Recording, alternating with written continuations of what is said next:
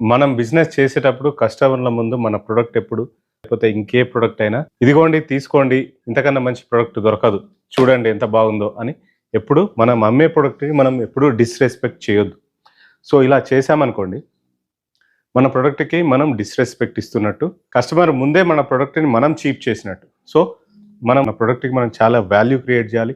దానికోసం ఎక్స్‌ప్లెయిన్ చేయాలా. తీసి చాలా జాగ్రత్తగా దీన్ని తీసి మెల్లిగా ఇలా తీసుకొని దానికోసం నీట్‌గా ఎక్స్‌ప్లెయిన్ చేసి మళ్ళీ చాలా జాగ్రత్తగా తీసి పెట్టాలి. ప్లస్ కస్టమర్స్‌కి కూడా విజిటింగ్ కార్డ్స్ ఇచ్చేటప్పుడు కూడా మన విజిటింగ్ కార్డ్స్, మన బ్రాండింగ్ చాలా జాగ్రత్తగా జోబులోంచి తీసుకొని ఇలా రెస్పెక్ట్‌ఫుల్‌గా ఇలా ఇవ్వాలి. సో ప్రొడక్ట్‌కి, మన బ్రాండ్‌కి మనం రెస్పెక్ట్ ఇచ్చినప్పుడు మన కస్టమర్ మనకు రెస్పెక్ట్ ఇస్తారు. సో అలాగే ఎంత చిన్న సర్వీస్ అయినా కూడా చిన్నది ఈజీగా అయిపోద్ది అని మనం చెప్పొద్దు. చాలా హార్డ్‌దైనా కూడా మనం చిన్నది చేసి చెప్పొద్దు. ఒకవేళ చిన్నది అవుతే ఇట్స్ సింపుల్, నేను దీన్ని ఫ్రీగా మీకు చేసేస్తాను అని చెప్పండి. నెక్స్ట్ టైం మళ్ళీ పిలుస్తారు.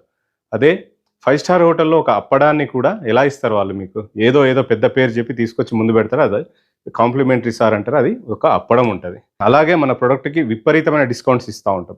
కస్టమర్ వెళ్ళిపోతాడని భయంతో డిస్కౌంట్స్ ఇస్తా ఉంటాం. అలా చేయొద్దు. కస్టమర్ వచ్చినప్పుడు లోన్ ఆఫర్స్ ఉందని ముందే చెప్పేస్తాం. అలా కూడా చేయొద్దు. సో ఇలాంటివన్నీ ట్రిక్స్, టిప్స్ చాలా ఉంటాయి. అవన్నీ నేర్చుకుంటే మీరు బిజినెస్‌లో సక్సెస్ అయిపోతారు. Thank you so much.